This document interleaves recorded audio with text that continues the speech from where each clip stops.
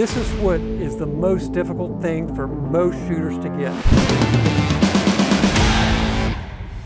Hey guys, Marcus with Nardis Gun Club, bringing you today's bullet point. Today what we're going to talk about are the fundamentals of shooting. Now, understand that these fundamentals, they are the foundation of our shooting skill.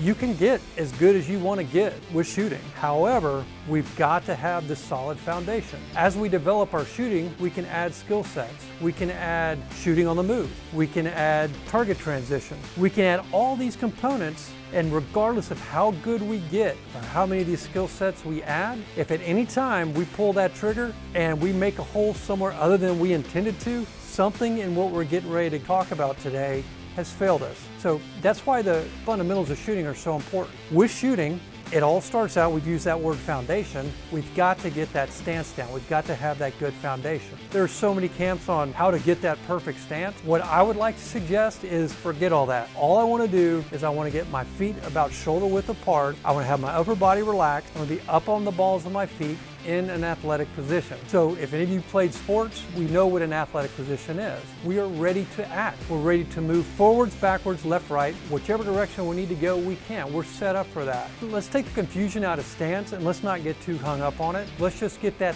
athletic position. The next thing we're going to need to do is get the firearm in our hand. So to do that, we've got to have a good grip. So let's talk about grip. With this firearm, with that one-handed grip, while one hand is good, two hands are better. Let's get two hands on this gun and have maximum control of this firearm. How we're going to do that is think about a puzzle piece. I'm going to try to fit my hands on this gun as if it were a puzzle, that way creating the most friction I can to better control the recoil of this firearm. There's my grip. In a nutshell, I'm going to be high up on this gun and I'm going to have both thumbs on the same side of the gun. Understand, this is important.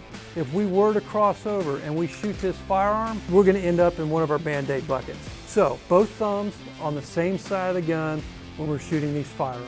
The next thing I'd like to talk about is our sights. Now, when we're getting our sight picture, it is important that we don't bring our head down to the sights, right? This looks cool in the 1980s SWAT movies, but we're not in those TV shows. What we're going to do is bring the sights up to our eyes, maintaining that good posture. In doing so, I have not compromised my athletic stance. I can still move in any direction I want to. The last thing we want to do is come down on that gun, bring the sights to our eyes, and get into this turtle position. No turtles on the range. We've got our stance, we've got our grip. The next thing is our sight picture. We have different sighting systems on guns. Some may have iron sights. This firearm has a red dot. Regardless, we're going to do the same thing. We're going to bring that sight up to our eyes. We're going to get that good sight picture, whether it's a red dot or we're lining up our iron sights.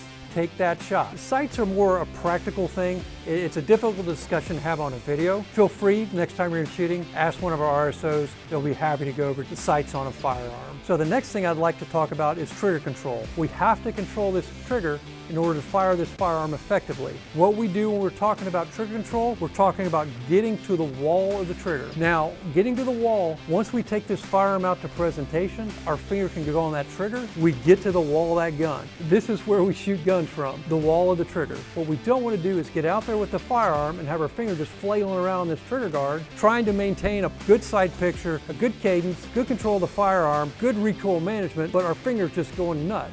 We get that on the wall, and that's where we take that shot from. That is trigger control. The very last thing, and this is what is the most difficult thing for most shooters to get. This is also the most important thing, in my experience, what separates the average shooters from the really good shooters, and that is your follow through. Once we've sent that round down range, our very next job is sights back on target. So, question, how many sight pictures do we need for one shot? Whatever you said, the right answer is 2. How many sight pictures do we need for 2 shots? 3. You see where I'm going with this? So we get that last sight picture, we are ready to fire that consecutive shot if we want to or if we need to. And the one thing this allows us to do is start calling our shots without the interruption of the recoil of the firearm. That is how we become better shooters.